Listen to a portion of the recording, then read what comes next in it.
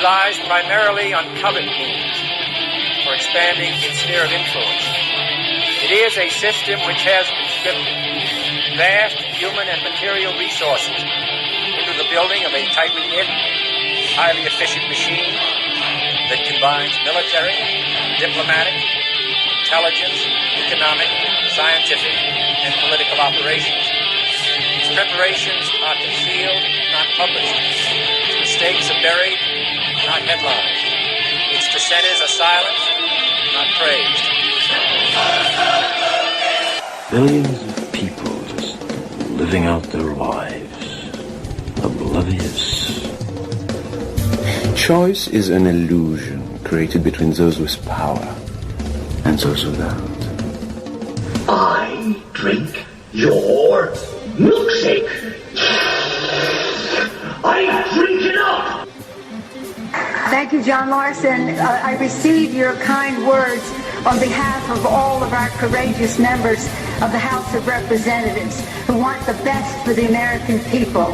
And what we can do that is best for them in the next 24 hours is to pass affordable, accessible health care for all Americans. The best for all Americans is to have 32 million more people to have health insurance in our country. The best for... Piece of stinking filth.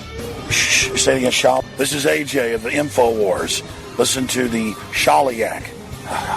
This is Alex Jones of InfoWars. Listen to Shaliak on the Cold Reality News and Report. This is the coolest thing I have ever seen. Well, hello there.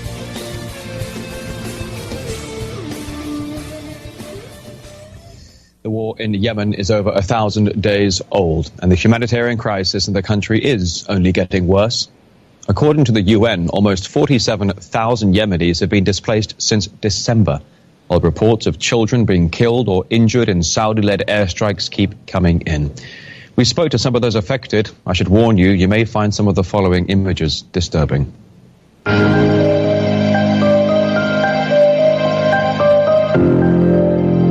ذهبنا وبي والده نمشي نعزي الرويان ففجأة حوالي كان 5 دقائق هكذا من جابرين وجاء طيران السعودي الأمريكي فضرب الصاروخ الأول فقدت قدمي اليمنى فالصاروخ الأول وكان بين أقوم وأسقط لكن ما كان قد شفته.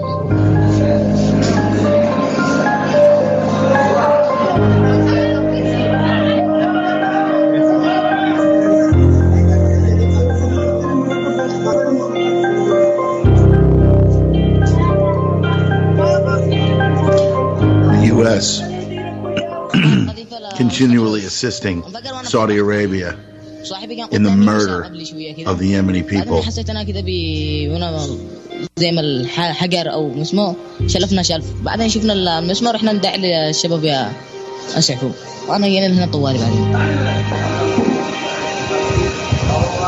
Just to remind you, the Saudi-led coalition started its incursion in Yemen back in 2015 against the Houthi opposition fighters that seized power in the country. Since then, Saudi Arabia has been under pressure from the international community and finally started sending aid to civilians. The logo painted on their tents saying Saudi Arabia, Kingdom of Humanity. Author Abdel Bariatwan says it's hardly humane to wait 3 years into a bombing campaign to suddenly then send aid.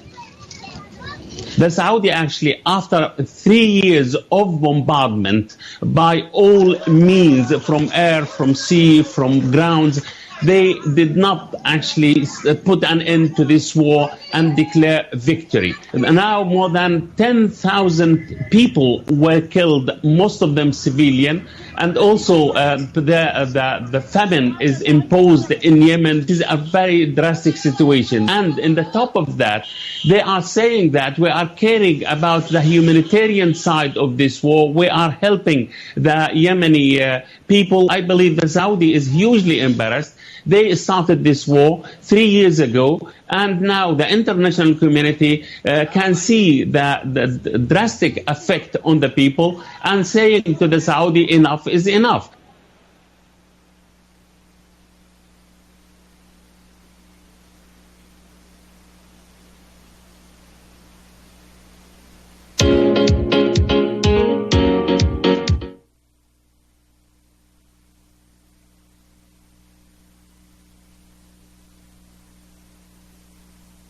Turkish military helicopter has crashed near Syria's northern border, where Turkey is carrying out an operation against Kurdish militias considered terrorists by Ankara. At least 2 people were killed in the incident. The Turkish president vowed the perpetrators will pay the consequences. Our helicopter has just been downed. Of course, all this will happen. We are at war. There'll be casualties on both sides. Yesterday, we destroyed their missile depots. Surely, we'll make them pay a heavy price.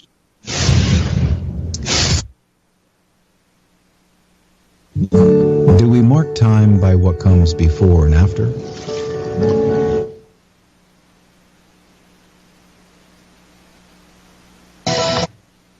Syrian air defense has responded to new Israeli raids near the capital Damascus. The Israeli military confirms it's attacked 12 targets in Syria, including both Syrian and Iranian facilities. The IDF is striking numerous Syrian and Iranian military targets in Syria in response to Iranian aggression. More to follow. Israel says the raid was in retaliation for its fighter jet being downed by the Syrian military. The jet crashed in northern Israel, with the pilots managing to eject. However, Damascus says that its air defences hit the plane in response to a previous attack by Israeli forces. The perspectives of Syria and Israel on the situation differ in certain respects. This morning, the Syrian Army Command issued a statement confirming that Syrian aerial defenses intercepted Israeli fighter jets that were carrying out an airstrike on a location in central parts of the country. And then later on, Sana news agency, the state news agency, said that Israel carried out subsequent airstrikes on locations west and south of the Syrian capital, Damascus, and also said that aerial defenses from the Syrian army have been intercepting these attacks. According to my sources, by 9:30 local timing, all airstrikes stopped. We can also confirm that the sites that were targeted in the earlier attack that took place on dawn today is the T4 air base in central Syria, in the deserts of central Syria near Palmyra. My military sources are saying that there has been no casualties, only 3 wounded soldiers in this dawn's attack, but there is no official confirmation so far. And the positions that were hit today in the subsequent attacks are in the Mas area west of Damascus and in Kiswe area south of Damascus. Kiswe has been hit before by Israeli airstrikes earlier this year, and back then Israel said that it hit what it believed to be a gathering of Iranian advisors in the command building of the Syrian Army's 1st Armored Division. Well, it's a play in 3 acts. It all started with an Iranian drone, a remotely piloted vehicle, which entered Israel proper. We don't know yet whether for surveillance or attack, and it was shot down by an Israeli armed Apache helicopter. Now, following that particular incident, the Israeli Air Force has retaliated against the launcher of this particular drone, hitting the command and control vehicle and perhaps the launcher itself. And during this attack, one of the Israeli F-16s was either hit by Syrian ground defenses, or the pilots got the impression that they are about to be hit and bailed out. So Israel has lost one F-16, and following that, Israel has again retaliated, hitting the 12 targets, several of them being Iranian and several Syrian. This is the most serious incident between Israel and Syria, and definitely between Israel and Iran in many years. Perhaps in 10 or 15 years, we have not seen the like of it. Let's cross live to Jerusalem now to discuss this with Max Blumenthal, author and senior editor at TheRealNews.com. Mr. Blumenthal, welcome to the programme. It's good to see you. You're in Jerusalem right now. Can you tell us what the situation is like there, what the feeling is in the city, and have you heard anything? Have you felt anything? Yeah, right now in Tel Aviv, Prime Minister Benjamin Netanyahu and Defense Minister Avigdor Lieberman are meeting with Army Chief of Staff Gadi Eisenkot and the entire Army Command at the Defense Ministry. This meeting has been going on since the morning. No one has come out. Netanyahu has muzzled his cabinet ministers, and at the same time, it's been reported that Netanyahu has gotten on the phone with his American and Russian counterparts in an attempt to de-escalate the situation. Netanyahu seems to have every intention of not escalating, which is very significant for a number of reasons. And when he muzzles his cabinet ministers, that usually means that he doesn't want anything to come out in the Israeli press, which could trigger further escalation. This is being covered constantly by the Israeli news, and it's all the country is talking about right now. How serious is this incident, in your opinion? It's a dramatic incident for a number of reasons. First of all, this is the first Israeli plane that Syria has downed since 1982. Second of all, Israel is unable to escalate for a number of reasons. Benjamin Netanyahu was in the opposition when the Israeli government attacked southern Lebanon and lost to Hezbollah in 2006, and he fears another escalation in which Hezbollah is substantially stronger after the experience it's gained on the Syrian battlefield, and the Syrian army has gained advanced Russian air defenses, the S-200, for example, which appears to have downed this F-16. So Israel is in a tight bind here, and they have blamed this entire incident on Iran and consider it an attack on Israeli sovereignty, which is actually, frankly, bizarre, because the Israeli military struck 12 targets inside Syria, not Israel, and the Golan Heights is considered under international law Syrian territory. Iranian targets were also hit in this incident. What kind of response, if any, do you expect from Tehran? It's unclear to me if Iran is really calling the shots here. I mean, this appears to be the Syrian government, after losing something like 100 soldiers, either from its own regulars or a allied militia, to American airstrikes, has decided that it's had enough with these infringements on its sovereignty and that it will strike back. It appears to be striking back with advanced Russian anti-aircraft missiles. And another significant instance here, or angle here, is that Israel has had to be very precise in responding to what it calls an Iranian drone, because Russian military assets are honeycombed across Syrian air bases, the very air bases Israel attacks, and Israel's afraid to strike any Russian targets. So again, this is a difficult moment for Benjamin Netanyahu, and we also have to keep in mind the domestic circumstances. Netanyahu is facing police recommendations for his own indictment for corruption charges. There are going to be massive protests against Netanyahu tonight in Tel Aviv, and many of those protesters are insisting, somewhat conspiratorially, that Netanyahu is seeking an escalation to distract from his own corruption problems and domestic plight. We're already seeing an escalating situation in the north of Syria. How high do you think is the risk of further escalation in southern Syria? I mean, do you expect further attacks to happen? I mean, we saw last year a lot of action in southern Syria around Kalamun. There was pretty strong evidence that Syrian rebel insurgents connected to al-Qaeda were actually coordinating attacks with Israel, where they would fire a mortar into the Golan Heights or into Israeli territory to give Israel the pretext to attack the Syrian army. But I think we're going to have to reevaluate our entire analysis of what happens along the Syrian and Israeli border, because the fact that Syria has demonstrated deterrent capacity against Israeli jets today and its willingness to take them down, and because of the fact that Netanyahu is demonstrating his lack of interest in escalating.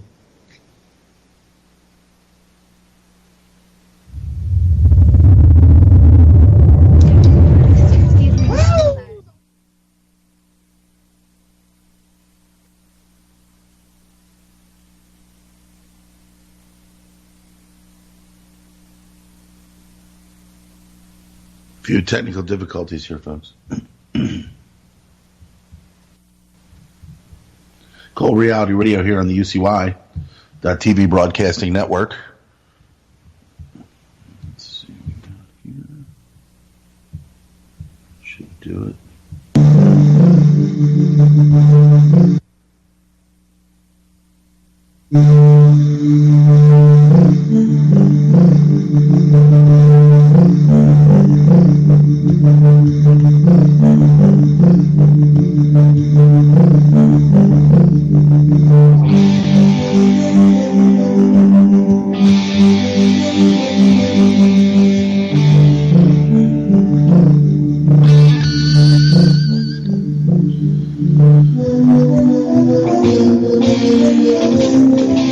War escalating in the Middle East.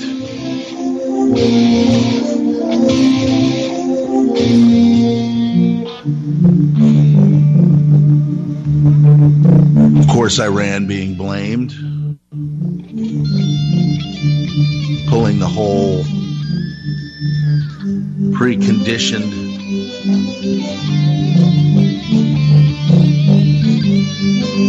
mindset into play.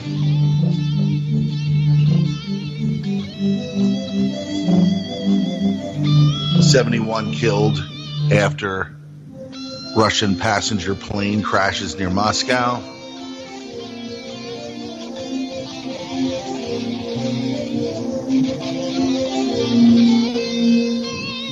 Opening ceremony ratings plunge for the Olympics. Organizers hit by cyber attack.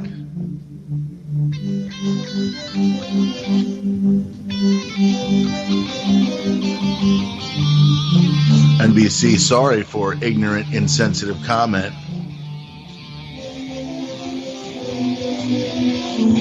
Russian figure skaters dominate despite the ban.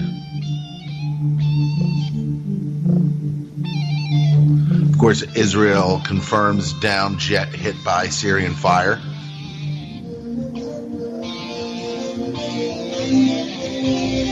Tamiflu shortages from coast to coast.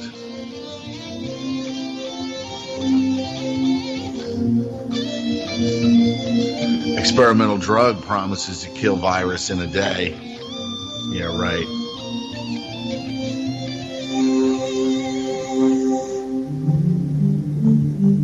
Judge Judy says, "I think women who watch me like to see women in control."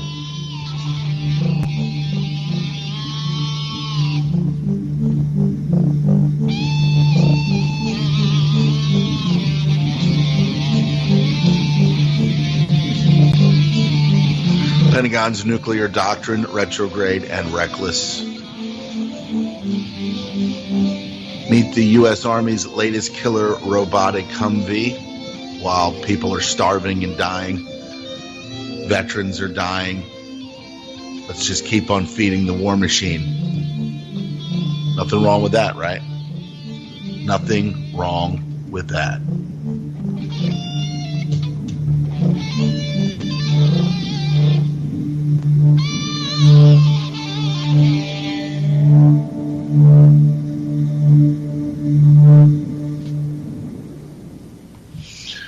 Welcome to Cold Reality Radio here on the UCY.TV Broadcasting Network. Sunday, February 11th. It's 10:18 on the East Coast of the fictional Nightmerica, the fictional United States Corporation, where everybody plays their roles. Everybody, like it was said, all the world's a stage, and we are all actors on it. You can choose to act in it, in the fiction. You can become wise to the fiction and then tell others about it. But they just love the fiction. It's like a good movie. Always entertaining. And unfortunately, I've gotten so used to death and destruction and malfeasance and corruption that it's fun. It's fun for everyone. It's fun for everyone. But hopefully you can get to the point where you can see how destructive and criminal and full of shit that the United States system is. And not only that, it's, again, part of the Crown Corporation, which is nothing but a death machine. Wars, wars, wars. And not because there's bad guys all over the place. It's because people believe and think that the good guys are the good guys when the good guys are actually the bad guys. And in most cases, the bad guy or guys are actually the good guys, fighting for what's right, fighting for whatever this is supposed to be. But, of course, it's been co-opted and raped and pillaged into this fiction where we believe we're part of countries. We believe we are part of the greater good, that America is fighting to spread democracy, that Donald Trump got elected because he's actually going to try to save America, and that the Democrats are destroying America, which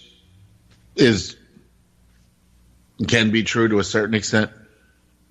But when Donald Trump goes over and funds Saudi Arabia, gives them incredible sums of money and incredible technology and war machine type manufacturing, so that they can go and bomb the legs off of children, like that boy was saying. Usually they have like a translator, but the little boy said, I lost my leg. So you used to look down and his leg at the knee is gone. Houthis, whatever the case might be, these Saudi Arabian mongrels, and that doesn't encompass anyone who's Saudi Arabian, obviously, but these people are degenerates, and they are dictators, the acceptable dictatorship in America. Okay, but there's always bullshit and words that are used to make people actually think that Saudi Arabia is good or that they're being attacked or something. They are a dictatorship, and they should, just like so-called Libya and so-called Iraq and some of these other leaders and regimes that have been taken down. Saudi Arabia, you would think, would be taken down by the moral compass of the world, America. And it's amazing, the brainwashing. Amazing. Like, I got into a number of years ago with a friend of mine, and we didn't speak for the longest time because I actually have different views and I question everything. He says he questions everything too, but every time the answer after he questions it is America is a force for good. We aren't doing we're not, if we're doing something wrong, then it's necessary. It's necessary because there's so many bad guys all over the place. There's so many bad guys. Even though we created them, even though the West installed them, it's all for the greater good. It's all so that we can be the greatest thing. We can be number one. We can be all these things, which this is all a mirage. It's all a fiction. Because when these forces for evil are done over there, they're going to destroy. They've already attacked us militarily. Biologically, chemically, we've already been attacked, dumbed down.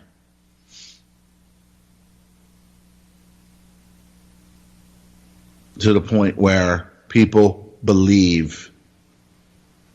We have veterans, we have events, the Super Bowl, where they'll show these 80, 90-year-old veterans who still totally believe that all these things happened organically, that got them into the war, fighting for America, fighting for democracy, fighting for all these things, which is not even the case. But you can't, there's no turning things around, changing things around.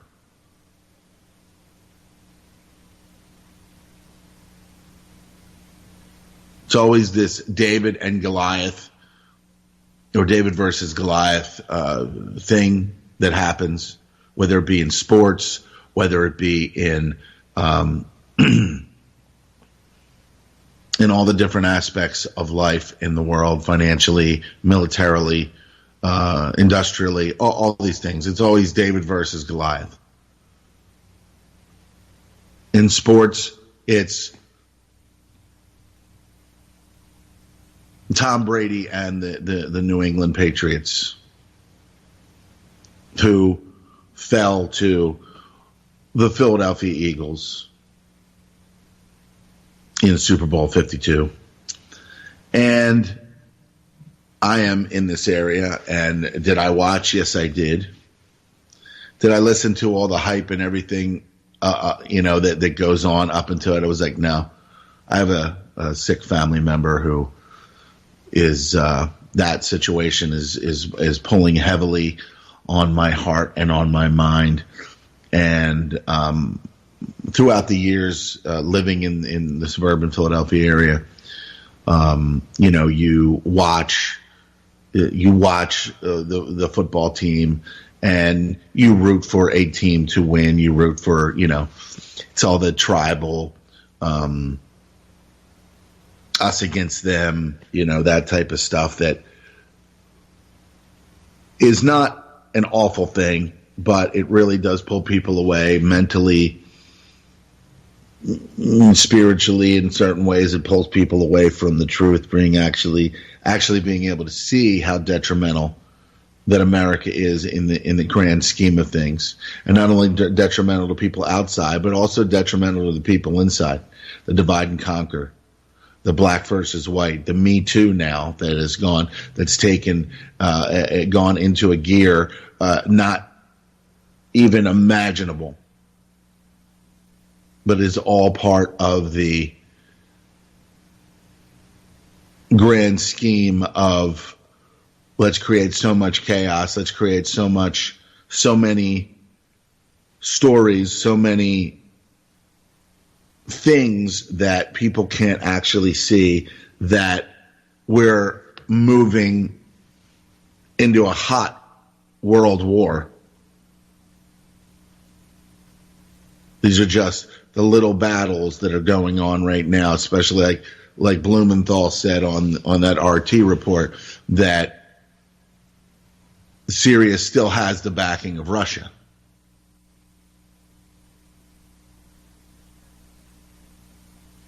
And for Syria to be able to have that effect on Israel, and to be able to put one of those jets down, okay, that there's Russian technology and Russian backing there, and that they're just not going to allow, and I don't really believe that there's any good guys or bad guys in this. I sit there and I watch Putin and I watch Russia and all this stuff, and I think everybody's playing their role, everybody's doing the things that they're supposed to do, but the bottom line is that they all know collectively, whether it's China or Russia or Iran or America or the UK or any one of these places around the world, they know that we are moving like a laser directly into a world conflict across the board, because America is bankrupt. It's amazing how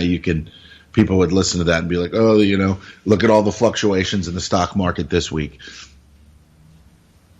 When they want to take the stock market down and destroy people financially after they've gotten all these incredible gains over the years, all of these minions of the system and the corporations, and when they want to take this thing down, they're going to do it.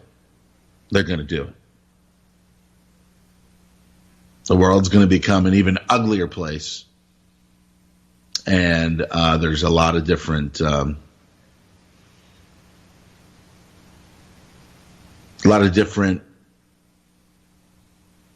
compartments to the whole thing. The compartmentalization, everybody in their specific groups, everybody in their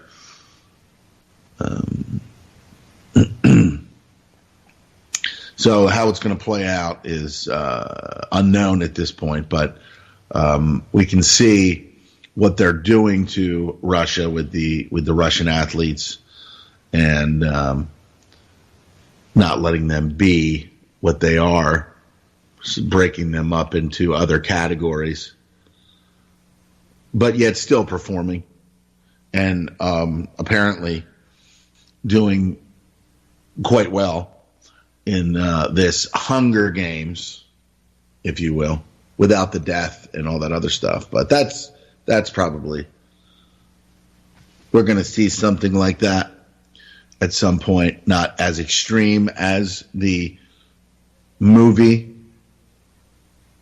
but we are going to see something in that area of the fiction at some point. The Maze Runner. I was talking with somebody about Divergent, those genre of movies, the Maze Runner, the Divergent, and of course Hunger Games. They're kind of all tied together. The futuristic, world.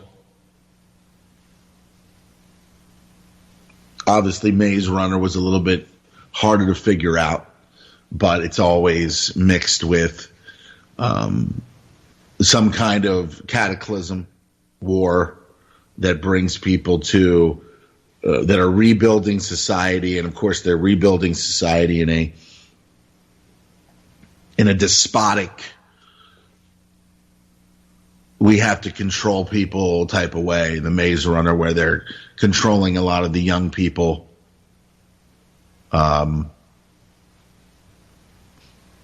they're not like, that they were a little hokey. They bring a lot of the Jennifer Lawrence and stuff into it, but some of them are just, there are young actors, and you're going to see a lot of these young actors. But I think that they're very well.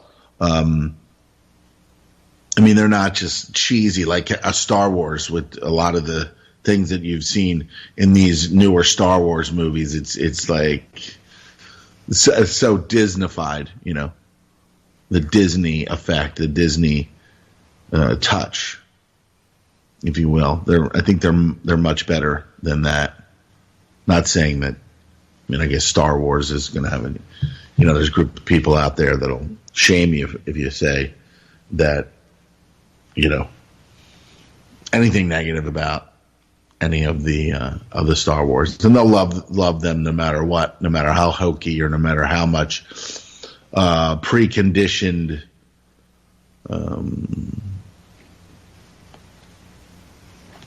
it's really truly amazing how they've gotten people to get into like a minds when it comes to the climate change thing, to get everybody, not everybody, but large amounts of people to become very, very militant when it comes to talking about climate change and things like this.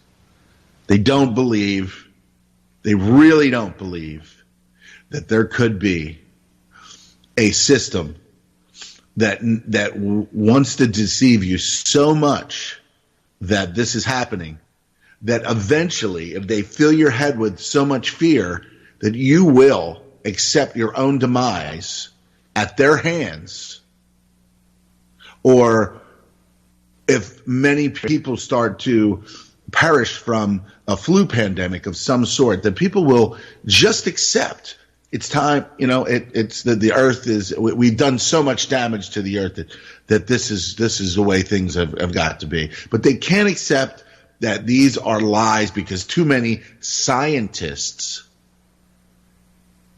we've been taught to respect presidents, to feel like, oh my God, look, it's the president, the rock star status of Barack Obama, that fraud, and of course the rock star status of even Donald Trump, who is quite fraudulent. Bush, Reagan, all of these bloodline family members that tie back to European monarchy. This is a system of family and blood with the right to rule over everyone else. And we know, as a result of Janai.com, that 17th to 18th or 19th cousins, Trump and Hillary. Okay? But you'll hear people think, are we all related? Are we all fucking related? And this is all from the programming and the shit, that people hear on TV. So they will totally squash any kind of relevant facts or irrelevant information that points out that we are being dominated by family members and people that are maybe not so closely related. But of course, Obama having like 36 cousins in the Senate alone, or possibly the House. Maybe that makes more sense. I think the Senate, though. You type in Obama, 36 cousins in the Senate, and it'll pull up information in there. He's sitting there holding a baby that was produced by one of his other cousins. So he's holding his cousin in his hands in the article. So it's like people just cannot understand. They cannot fathom that, and they think there's no way, because the whole world has, to a large extent, has been portrayed as these bumbling, just people that cannot get anything right, cannot get anything. How could something like 9/11 happen without somebody saying something? How could all these things happen? And the only thing that people have to say is because they cannot go to that place, where they're afraid to go to that place because somebody's going to judge them. Or they can't mentally go there because they're eternal thumbsuckers. Or they just can't because they've been programmed to not go there. They've been programmed to not go. So it's easier to say it's just incompetence that we had no air superiority that day. We had no air, all these other, all these drills that were running that took our air defense, 3-4 hours away at the time. All of these fantastical things that just the stars just aligned that day, so that everything that happened on that day could happen, and that everything that happened after that day could happen as well. People are just programmable morons. Cookie cutter commoners. That's what is out there.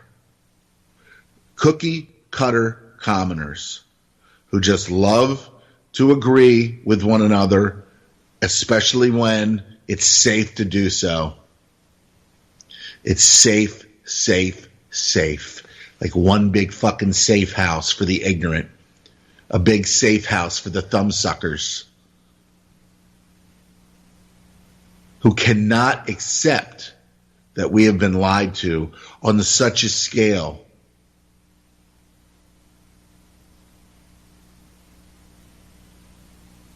And it continues because they know that the truth and the lies, or more so the lies, have a lifespan. The lies have a lifespan.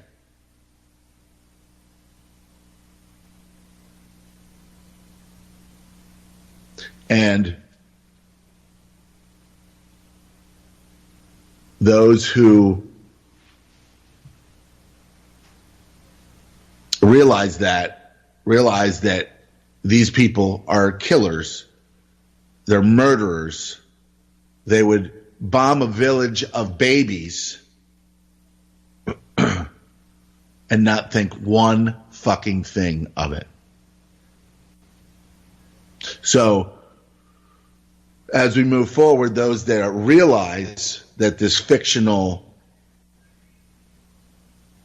diseased culture system, the more that become aware of how malicious and draconian, murderous it is, that they will, and this was planned a long time ago, they will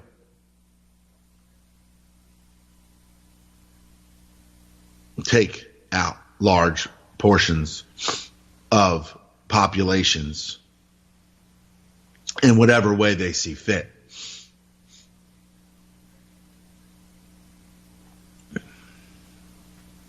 Which brings me to the article everybody's heard about, the flu and how devastating it is, and it's as devastating as it was in 2009 with the H1N1, the swine, all these things. Okay, we also had the swine flu thing back in 1975.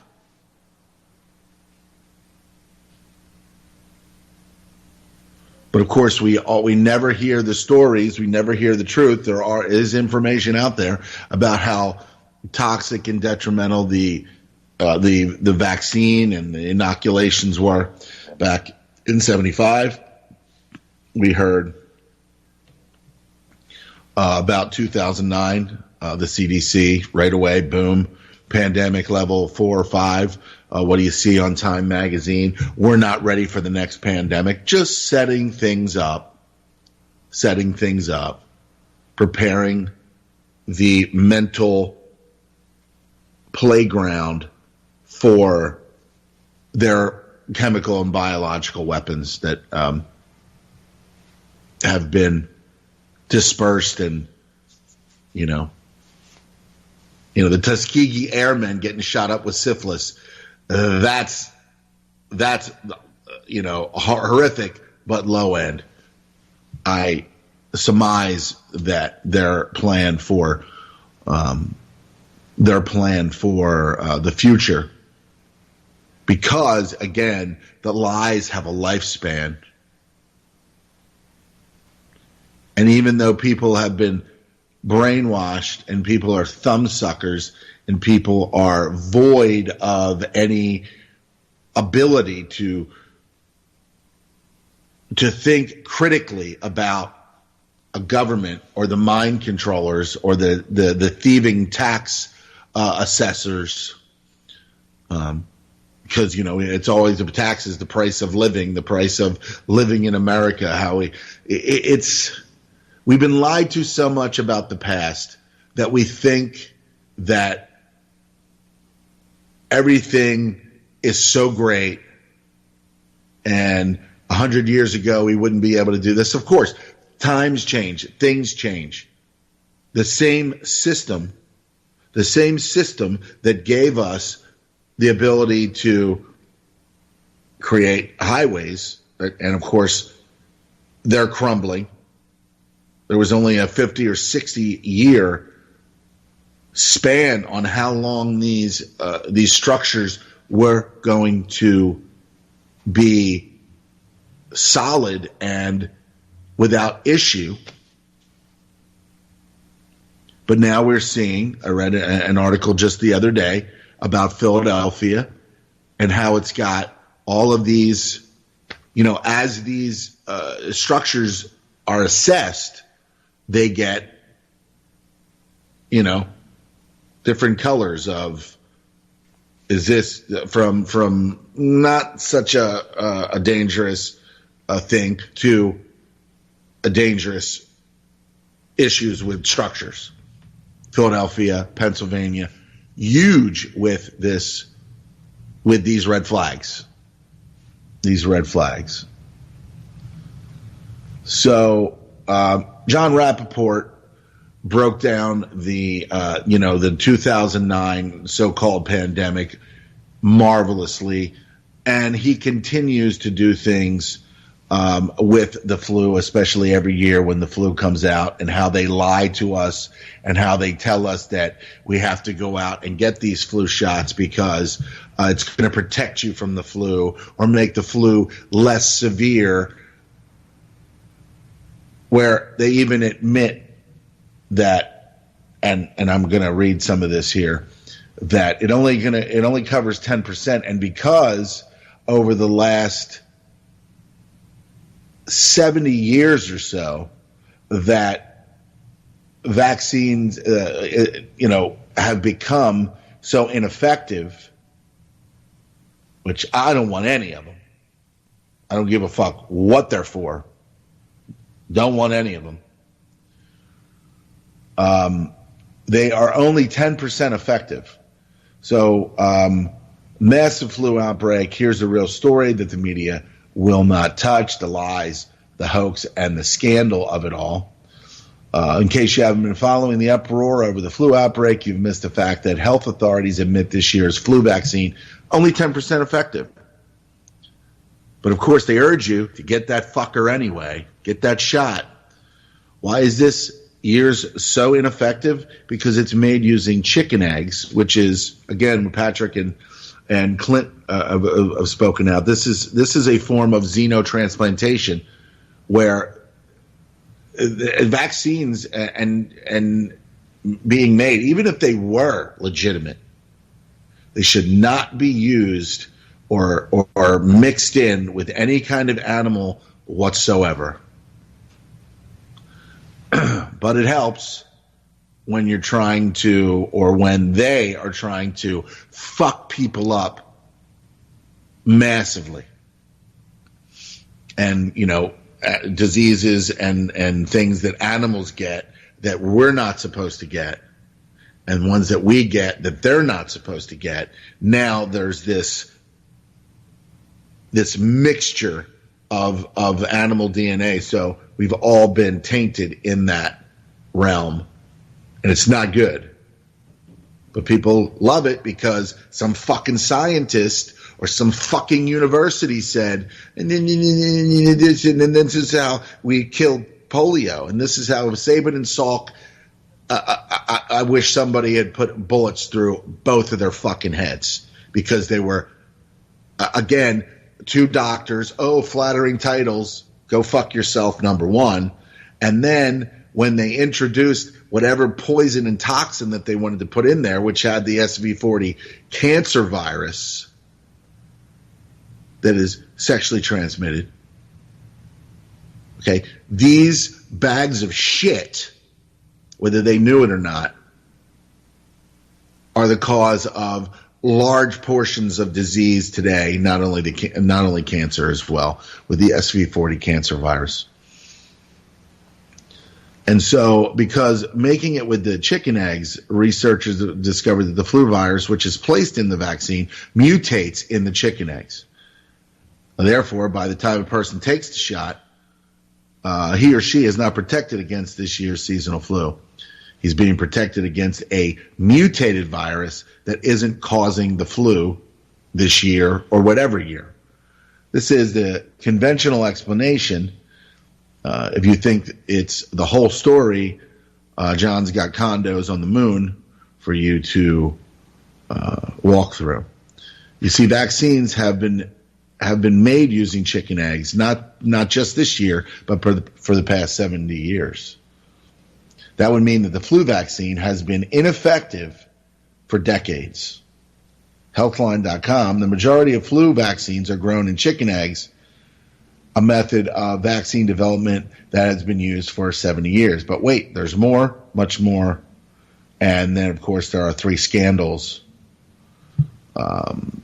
John covered this week. Or actually, this was around January 15th. You can go to his blog, No More Fake News, or johnrappaport.wordpress.com, and he'll break down these things pretty awesomely, effectively. He's a guy who you could say predicted that fake news. Well, he didn't predict that fake news, but it ultimately came to fruition that his No More Fake News, now everybody's using fake news, and the people that are saying this is fake news are the real true bullshit or liars, or the people that just have their heads up their ass and they're getting a huge paycheck. And the ones that are being accused of the fake news, you might want to listen to them. But see, that's not the way the slave cookie commoner mindset works. You have to go to the flattering title. That's where the truth is. All right? So this guy, Peter Doshi, writing in the British Medical Journal, reveals a monstrosity. Doshi states every year that respiratory samples are taken from so-called flu patients in the U.S. And tested in labs. And the kicker is only a small percentage of these samples show the presence of a flu virus. This, of course, means that people in America are diagnosed by doctors with the flu, have no flu virus in their bodies. So they don't have the flu. Therefore, if you assume the flu vaccine is useful and safe, it couldn't possibly prevent all those flu cases that aren't flu cases. The vaccine couldn't possibly work. The vaccine isn't designed to prevent fake flu unless, John uses the pigs flying scenario. The exact quote from Peter Doshi: even the ideal influenza vaccine matched perfectly to circulating strains of wild influenza and capable of stopping all influenza viruses can only deal with a small part of the flu problem, because most flu appears to have nothing to do with influenza. Every year, hundreds of thousands of respiratory specimens are tested across the U.S. Of those tested, on an average, 16% are found to be influenza positive. It's no wonder so many people feel that flu shots don't work. For most flus, they can't, because most diagnosed cases of the flu aren't the flu.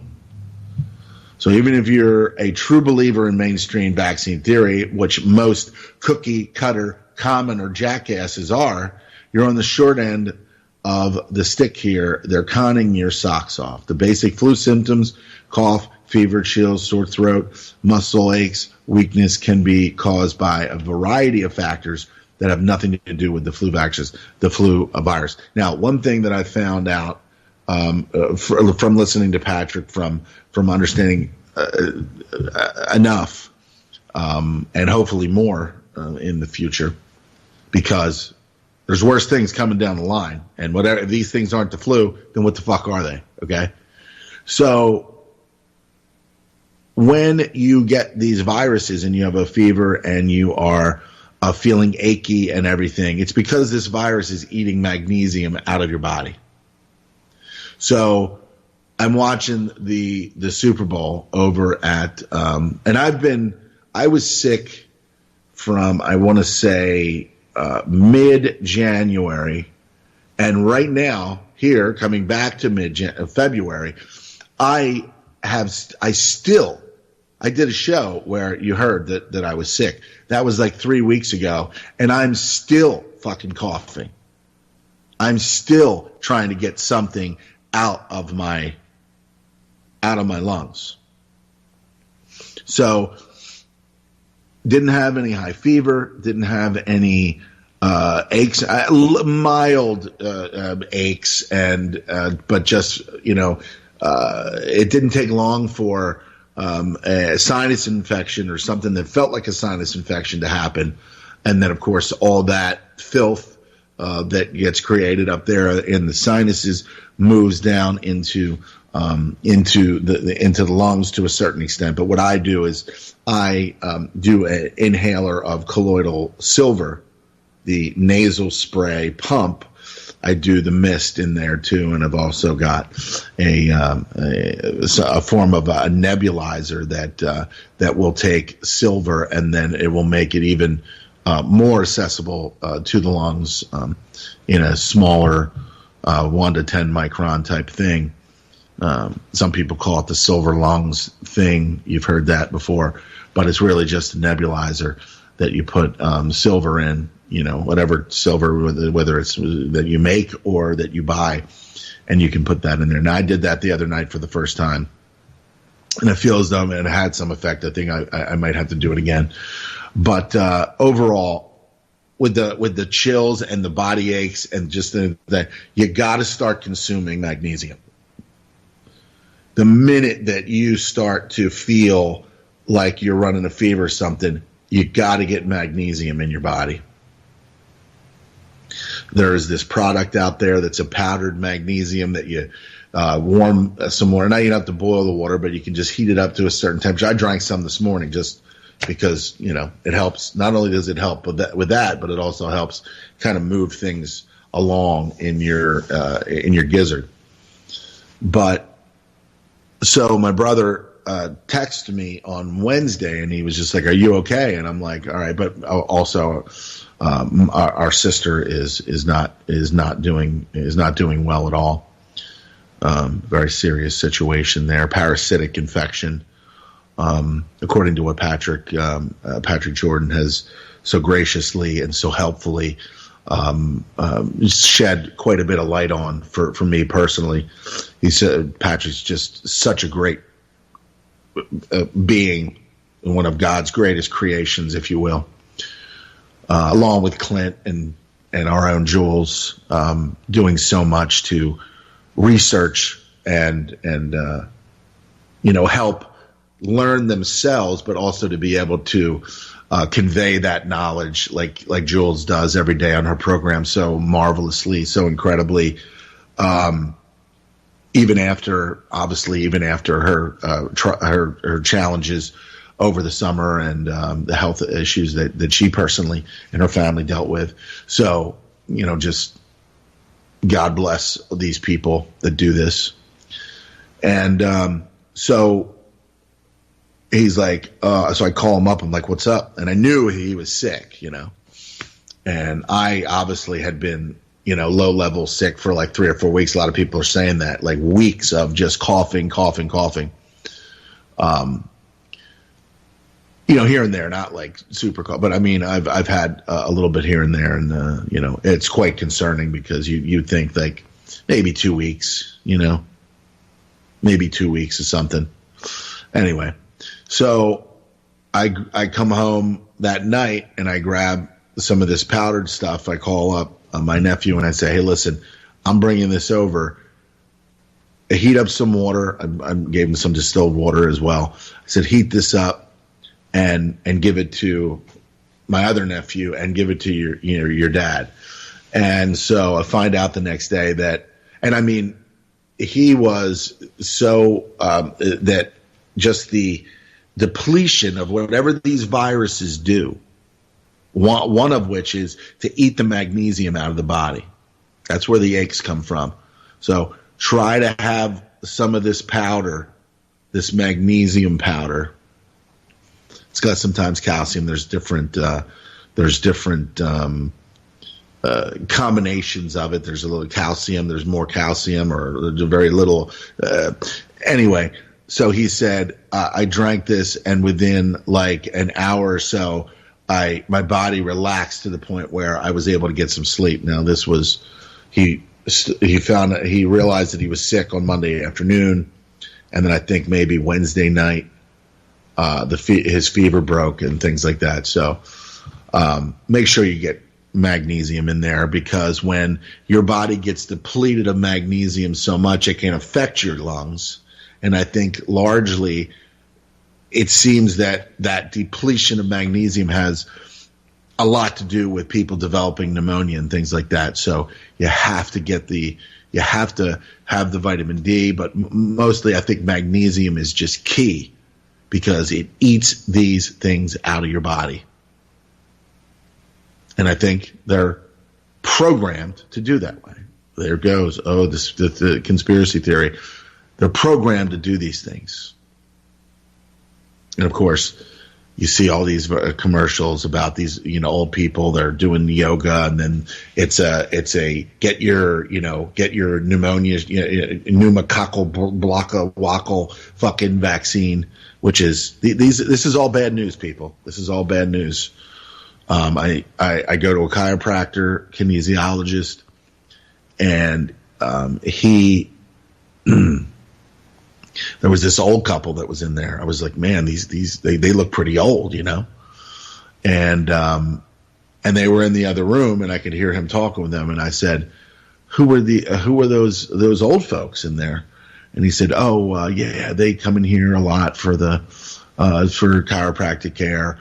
I said, how are they doing? And he's like, they're doing really well. They know to stay away from their doctor. They know to stay away from these fucking people. This medical system is death. This medical system is death. If they're not killing you, they're waiting for you to come into the hospital so that they can kill you. And they don't even know it. They don't even know it. Why? Because they respect the pharmaceuticals and the drug companies and all these flattering title corporations. They respect all these, the Mercs and fuck Merck, fuck all of them. They're not creating anything that's good for you, while at the same time trying to attack anything that is good for you, like CBD oil, marijuana, whatever the case might be. They're there trying to increase their profits, right? But and again, people think it's all about money. This is all about money. It's all about money. It's all about no.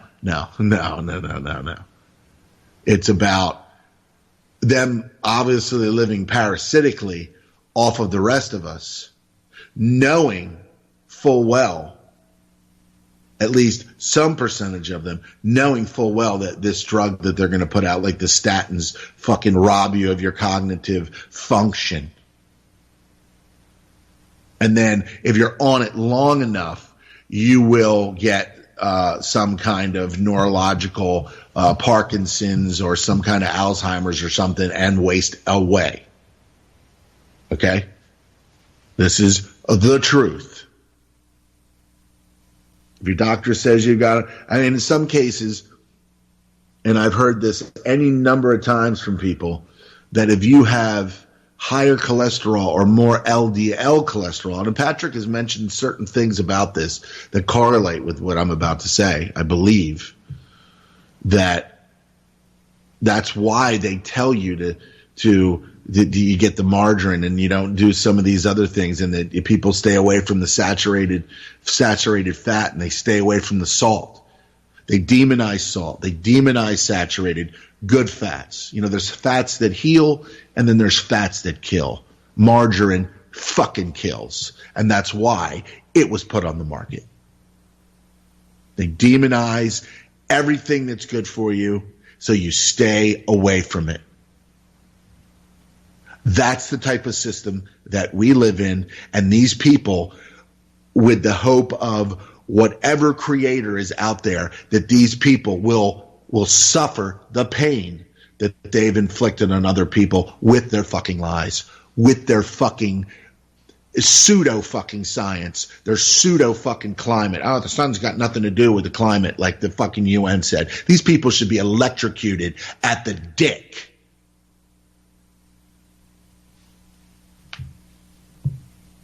Liars, liars, liars, and liars. Levels and layers of liars that work for this criminal fucking system of government and the UN and all these, the UN, we're going to put this United Nations together so that we can eliminate war altogether. And there's been nothing but war and more war and excessive war since their fucking creation. These people are the disease, and they need to be eradicated.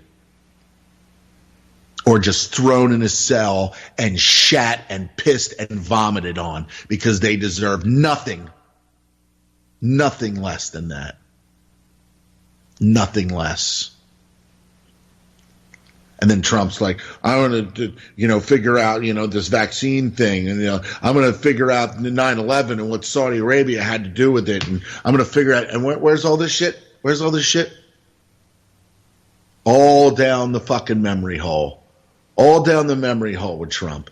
And then you got that speech impediment, listen to me, speech impediment Mattis. Mad Dog Mattis, the guy that fucking can't even speak. He's a fucking mental patient. And he's up there saying, terrorism's it's not our main focus anymore. See? He's like Sylvester the cat. Terrorism's not the focus anymore. Okay?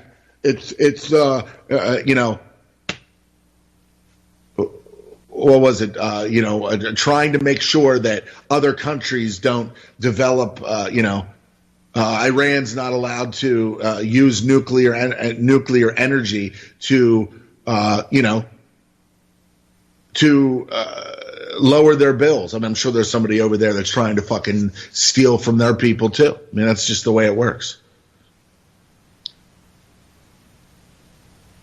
Electric bills through the roof in America. Why? Because they play both sides of the whole nuclear thing. We could have a small nuclear device in each neighborhood, in each county, that would provide enough energy, free, clean energy, so that you could run your air conditioner whenever you wanted to, and not think about, especially poor people of less means, could have heat, could have air conditioning. Pennies. But no. Energy is just another way. Okay? How you live, what you're able to do. Okay, these are the parasites. They're like, how do we charge these? Instead of just saying, we create these devices and then, boom. Everybody's got, you pay, every household pays, $25 or $50. That's it, a month. If that. That's too fucking much.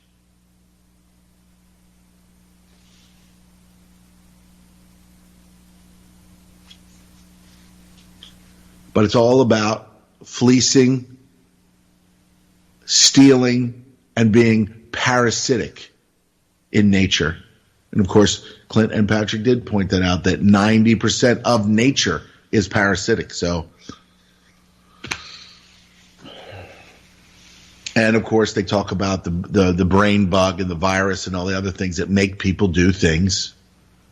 And there's examples of it, like in the National Geographic or whatever it was, about these insects that bite other insects, and then that insect that's bitten is like a slave to the biting insect. So it does things outside of its nature. It does things that it's not supposed to do, putting its own self at risk. Why? Because this thing injected it with a zombie fucking virus of some sort. It's not science fiction anymore. It's not science fiction anymore. So, all right. So, Scandal 2 in December 2005, the British Medical Journal published another shocking Doshi report, which created tremors through the halls of the Centers for Disease Control, where the experts used to tell the press that 36,000 people in the U.S. die every year from the flu. Bullshit. Okay, here's the quote from Doshi. Are U.S. flu death figures more PR than science? Yeah, got to get people to take their death shots. According to the CDC statistics, influenza and pneumonia took roughly 60 plus thousand lives in 2001. Okay, so yeah, let's see, 62,000 lives in 2001, 61,777 of which were attributed to pneumonia and 257 to flu. And in only 18 cases was the flu virus positively identified. Boom. You see, the CDC has created, the Centers for Death Control, has created one overall category that combines both flu and pneumonia deaths. Why do they do this? Because they disingenuously assume that the pneumonia deaths are complications stemming from the flu. Let's just all push everything together. Let's all collectivize and centralize the control of your mind. Moving forward, this is an absurd assumption. Pneumonia has a number of causes, but even worse, in all the flu and pneumonia deaths, only 18 revealed the presence of the influenza virus. Therefore, the CDC could not say with assurance that more than 18 people died of influenza in 2001, not 36,000 deaths, 18. Big difference in that number, or those numbers.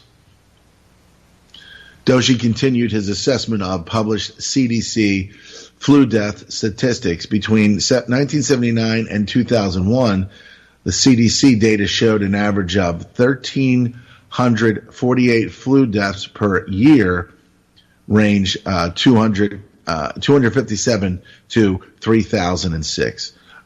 These figures refer to flu separated out from pneumonia. The death toll is obviously far lower than the old parroted 36,000 people dying every year from the influenza.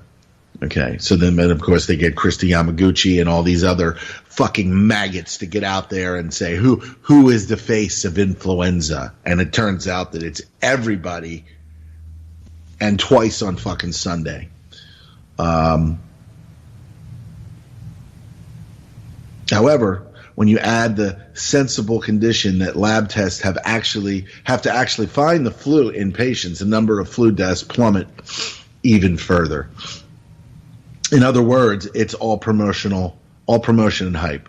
Well, we used to say that 36,000 people die from the flu every year in the U.S., but actually all we can prove is about 20 deaths from the flu. However, we can't admit that, because if we did, we'd be exposing our gigantic psyop. The whole campaign is to scare people into getting a flu shot. That's right. Who have about the same effect as warning people to carry iron umbrellas in case toasters fall from the upper story windows. And by the way, we'd be put in prison for fraud, right? But the real criminals don't go to jail. Scandal 3, the so-called swine flu pandemic of 2009. This one is a real eye-opener. The CDC was caught with its pants down. Swine flu was hyped to the sky by the CDC. The agency was calling for all Americans to take the swine flu vaccine. Remember, 2009? The problem was the CDC was concealing a very dirty secret. At the time, star CBS investigative reporter Cheryl Atkinson, right, to be right on with the spelling, was working on the swine flu story. She discovered that the CDC had secretly stopped counting cases of the illness, while, of course, continuing to warn Americans about its unchecked spread. Understand that the CDC's main job is counting cases and reporting the numbers. But let's just stop, because we're in the middle of a pandemic, right, that they declared. What was the agency up to? Here's an excerpt from John's 2014 interview with Cheryl Atkinson. Rappaport says, in 2009, you spearheaded coverage of the so-called swine flu pandemic. You discovered that in the summer of 2009, the Centers for Disease Control, ignoring their federal mandate, secretly stopped counting the swine flu cases in America. Yet they continued to stir up fear about the pandemic without having any real measure of its impact. Wasn't that another investigation of yours that was shut down? Wasn't there more to find out? I believe she might even have been fired from CBS. So she says, the implications of the story were even worse than that. We discovered through our freedom of information efforts that before the CDC mysteriously stopped counting the swine flu cases, they had learned that almost none of the cases that they had counted as swine flu was in fact swine flu or any sort of flu at all. All right? The interest in the story from one CBS executive was very enthusiastic. He said it was the most original story he'd seen on the whole swine flu epidemic. But others pushed to stop it after it was published on the CBS News website. And in the end, no CBS television news broadcast wanted to touch it. We aired numerous stories pumping up the idea of a pandemic, but not the one that would shed original new light on the hype. It was fair, accurate, legally approved, and a heck of a story. With the CDC keeping the true swine flu stats secret, it meant that many in the public took and gave their children an experimental vaccine that may not have been necessary, and I guarantee you has fucking caused damage. That was me, not her. End of the interview excerpt. John adds a few more details. It was rooting for doctors all over America to send blood samples from their patients they diagnosed with swine flu, or most likely swine flu patients, to labs for testing. And overwhelmingly, those samples were coming back with the result, not swine flu, not any kind of flu. That was the big secret. That's what the CDC was hiding. Now, should we be able to even trust these maggots? I say no. Shut it the fuck down. Shut them down. Or at least put people in there that are going to tell the truth. But they want to kill people. That's what they want. This is all part of an agenda. 2009 was just another step. Just another step. That's why they stopped reporting the flu cases. That's what Atkinson had discovered. That's why she was shut down. But it even gets worse, because about 3 weeks after Atkinson's findings were published in the CBS News website, the CDC, obviously in a panic, decided to double down. If one lie is exposed, tell an even bigger one, a much bigger one. Here from November 12th, 2009, WebMD article in the CDC response. Shockingly, 14 million to 34 million U.S. residents. The CDC's best guess is 22 million came down with H1N1 swine flu by October of 2009. So just keep telling lies. Just keep exaggerating and telling lies. Why? Because all you need is a certain amount of cookie cutter commoners to take it in the ass like they love doing, because everybody else is. So they lie and say 34, 22, I mean, any number in the millions is fucking ridiculous. In the summer of 2009, the CDC secretly stopped counting flu cases in America because overwhelming percentage of lab tests from likely swine flu patients shows no sign of swine flu or any other kind of flu. There is no swine flu epidemic. There was none. Then the CDC estimates there are 22 million cases in the U.S. So now, when health officials began waving red flags and raising alarms about a current viral flu outbreak, it would be more than reasonable to demand they answer questions about their past lies and deceptions, unless you just want to take them at their word. If so, good luck.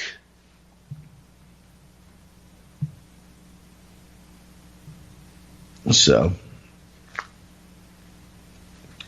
just more fraudulent bullshit lies. And I guess you would have to say, and I don't know if John goes into this, but what the heck was it if it wasn't the flu? They always have to compartmentalize and collectivize things. So if you just call it the flu, people are just going to buy it. They're just going to buy it. Because what happens every year systematically, and what are they saying now?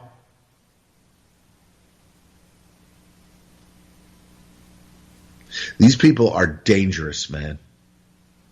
These people are scumbags, and I call for public executions, man, at some point. Public executions, man. People should have been publicly executed for what the fuck they lied about and where it came from, and start at the top. This isn't funny anymore. It's not cute anymore.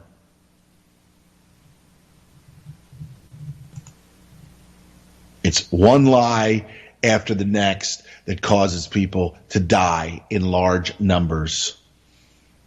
And not from the flu.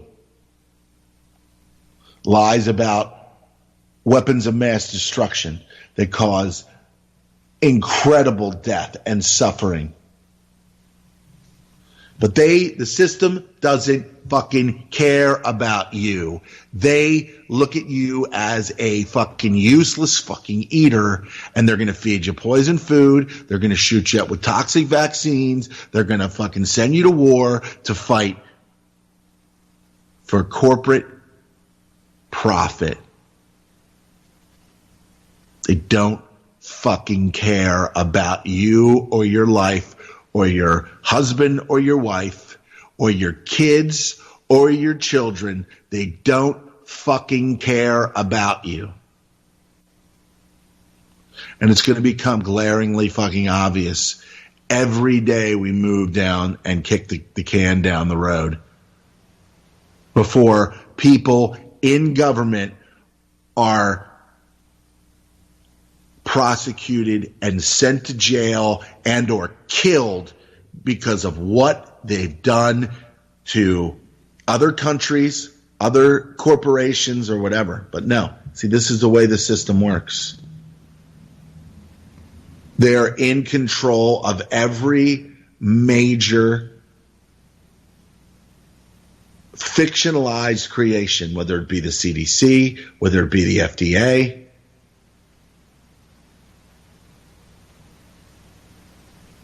They have their minions in every single one of these organizations. They need to be routed out, and they need to be executed publicly. These people are liars and killers. And the way I see it now, from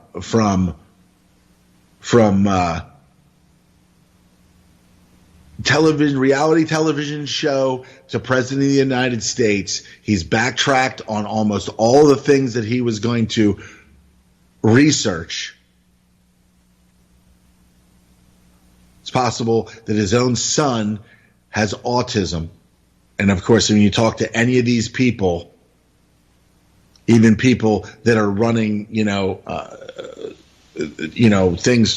events for autism,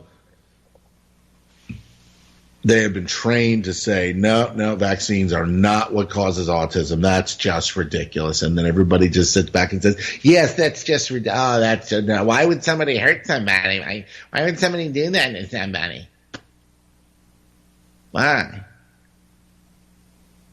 because they fucking hate you for no other reason than you just breathe air.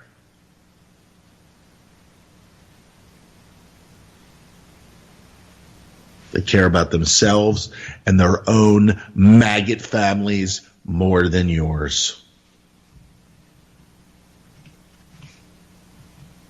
Let's see what we got here. Oh.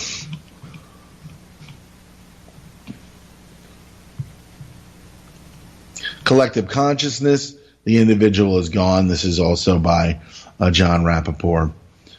In the middle of all the brain research going on from one end of the planet to the other, there is the assumption that the individual doesn't really exist. He is a fiction. And that is, Rappaport's getting closer and closer to the core. He needs to talk with Clint. There is only the motion of particles in the brain. Therefore, nothing is, inviolate. All right, nothing is protected. Make a brain do A, make it do B, it doesn't matter. What matters is harmonizing these tiny particles in order to build a collective consensus, in order to force science of behavior, individual power, your power. It stands as the essence of what the founding documents of the American Republic are all about. Once you scratch below the surface a millimeter or so. Therefore, it stands to reason that colleges and universities would be teaching courses in individual power. So he's already made reference to the American Republic and the founding documents. So the brainwashing is heavy. It's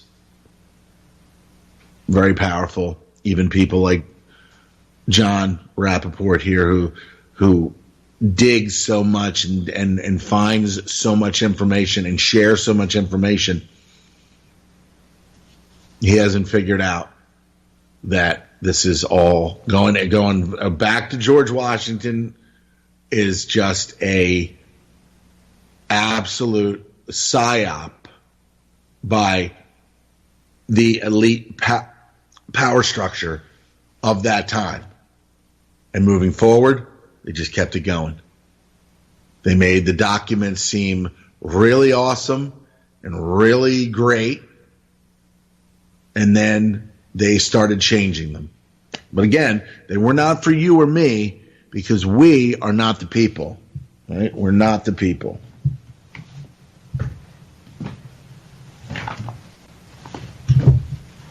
George Washington, Barack Obama, Hillary Clinton, they are the people. They are the people.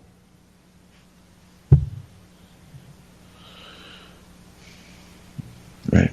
As soon as John writes that down, though, we fall down laughing because we understand that the absurdity of such a proposition. Can you imagine Harvard endowing a chair in individual power? Students would tear down the building in which such courses were taught. They've been carefully instructed, and this is what I talk about, the weaponization of these people in these universities that are supposed to get an education when they're being uneducated in what they were supposed to be. They've been carefully instructed that the individual is the greatest living threat to the planet. If you can't see that as mind control, visit your local optometrist and get a prescription for glasses. So we have this astonishing situation. The very basis of freedom has no reflection in the educational system. It's all about being collectivized. It's always been about being collectivized so that we believe the lies that has led us to a man or a woman joining a military and going to fight someone because they were lied to to get them to do that. You can say individual within certain limited contexts. You can say power if you're talking about nuclear plants, or if you're accusing someone of a crime. But if you put individual and power together and attribute a positive quality to that combination, you're way outside the consensus. You're crazy. You're committing some kind of treason. And of course, that's what they've done.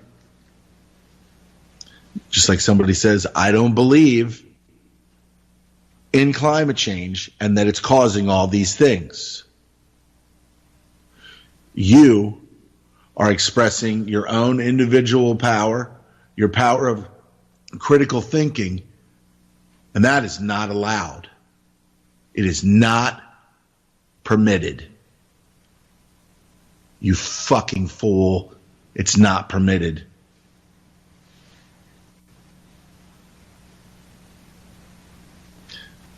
Right? In order to spot the deepest versions of educational brainwashing, you have to have some standard against which you can compare what is coming down the pipeline into the minds of the students. And he's written all that in capital. You have to have some standard, or basically some fucking bullshit, against which you can compare what is coming down the pipeline into the minds of the students. If you lack the standard, you miss most of the action. If you lack that standard, you have already been worked over by the system. And in this case, the standard is individual power. Clean it off, hose off the dirt, polish it, look at it, think about it, remember it. Then you'll see some grade A prime mind control everywhere, because schools either don't mention individual power or they discredit it. Back in the days when John was writing on assignments for newspapers and magazines, he pitched a story about individual power to an editor. I wanted to trace its history as an idea over the past 10 years. He looked at me for a few seconds. He looked at me as if I'd dropped some cow flop on his desk. He knew I wasn't kidding, and I had something I could write and turn into him, but that made it worse. He began to squirm in his chair. He laughed nervously. He then stopped laughing. He said, "This isn't what we do."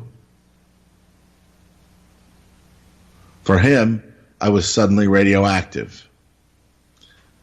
I had a similar experience with a high school history teacher in California, which are the worst. Those that think that they know history and that it's been meticulously analyzed to bring it to the textbook that made them who they are in the fiction.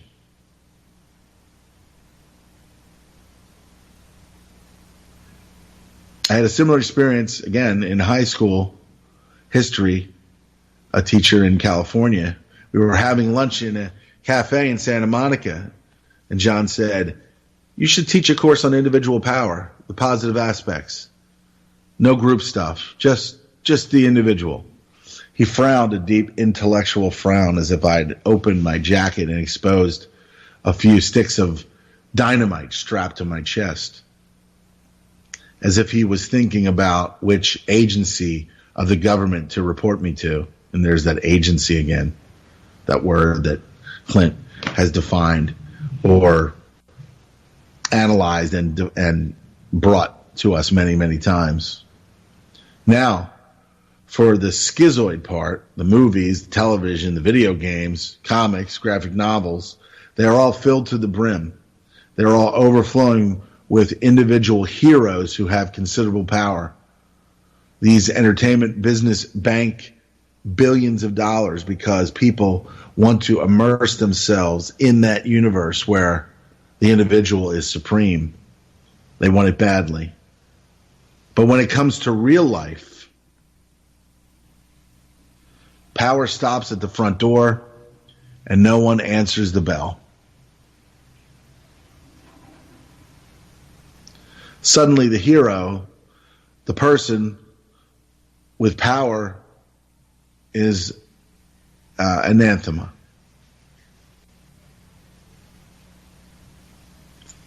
He's left holding the bag, so he adjusts, he waits, he wonders, he settles for less, far less. He stifles his hopes, he shrinks, he forgets, he develops problems and tries to solve them with an impossibly narrow context.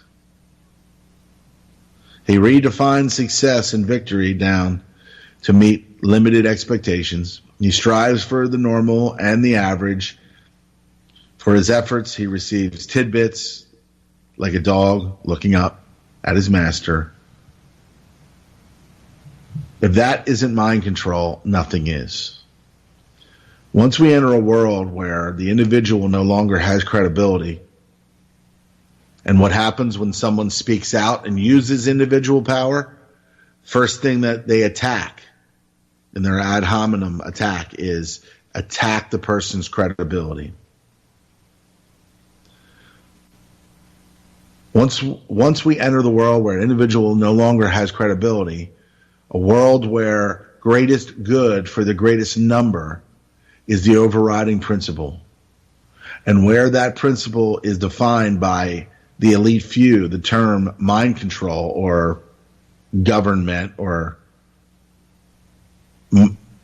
basically government or meant govern, will have a positive connotation. It will be accepted as the obvious strategy for achieving peace in our time. At a job interview, a candidate will say, yes, I received my PhD in mind control at Yale. And then I did 3 years of postdoc work in cooperative learning studies at MIT. My PhD thesis, you ask? It was titled Coordination Strategies in the Classroom for Eliminating the Concept of the Individual.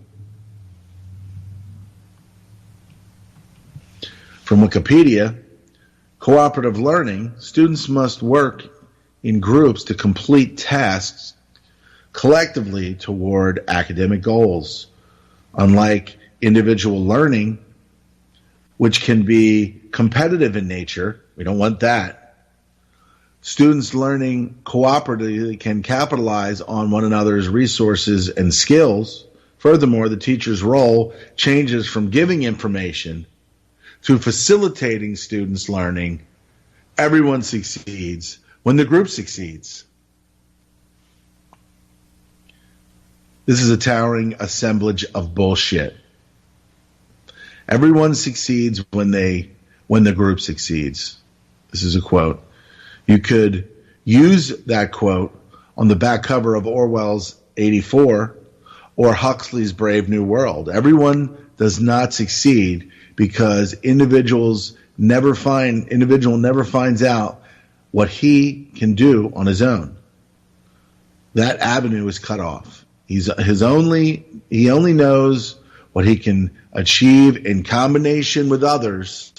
He only knows what he can understand when he borrows from others.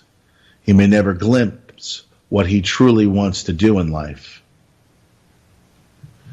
This is a tragic situation, but the tragedy is concealed because the memory of shifting from individual independence to group dependence is gone. There is no such memory. A child is brought up without independence. Therefore, how can he recall losing it? He only knows the group and the team and the participation and the praise. He only knows the organization of his life within a synthetically produced context. He is taught that this is good and necessary. Maybe if you're a football team, right? So one day, when a bolt comes out of the blue and he recognizes he is himself, what will he use to grasp the revelation and rebuild it and rebuild on it? Yes, there are productive groups and teams, and one is always working with others to some degree. But the core and starting point is one's self. That is where the insight and magic begin. That is where the great decisions and commitments are made. That is where the world is born every day.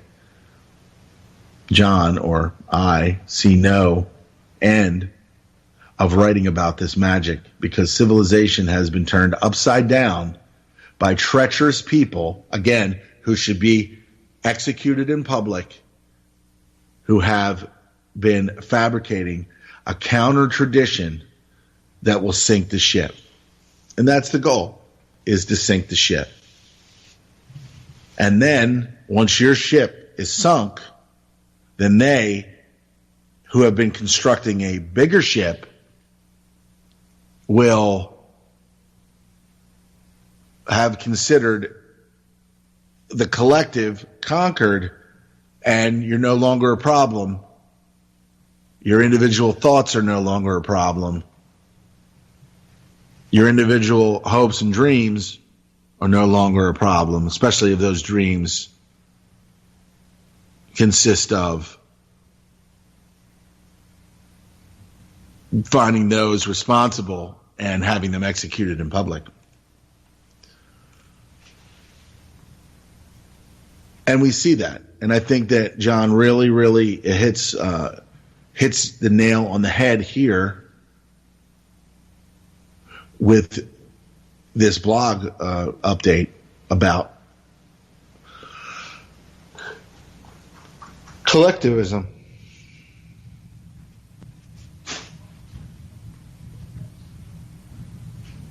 It's all about being collectivized. It's all about being disempowered.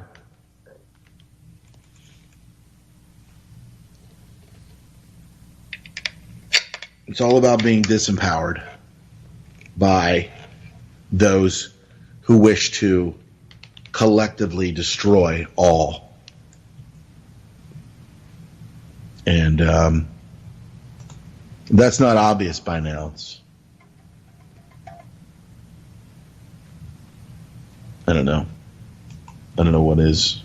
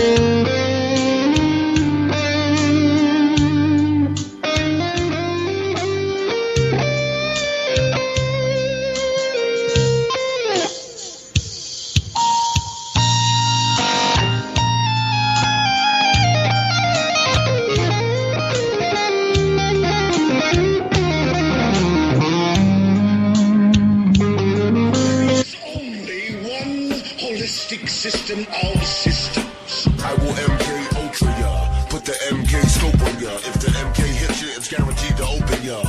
The 57mm Mark 110, 220 rounds a minute, try to stop them. Don't put that on your wish list, that's retarded babble. Protesters make the hit list soon as they start to rabble. They are nothing but fishes in the barrel. It doesn't have to be Christmas for a carol. Some decorate with ornamental decorum, some perform shock and awe on Hanukkah and Purim. That's where my job come in. I am a blessing to the mercenary for the corporation selling weapons to them. Any potential competitor step into them. I'm authorized to knock them out and stick a GPS into them. They want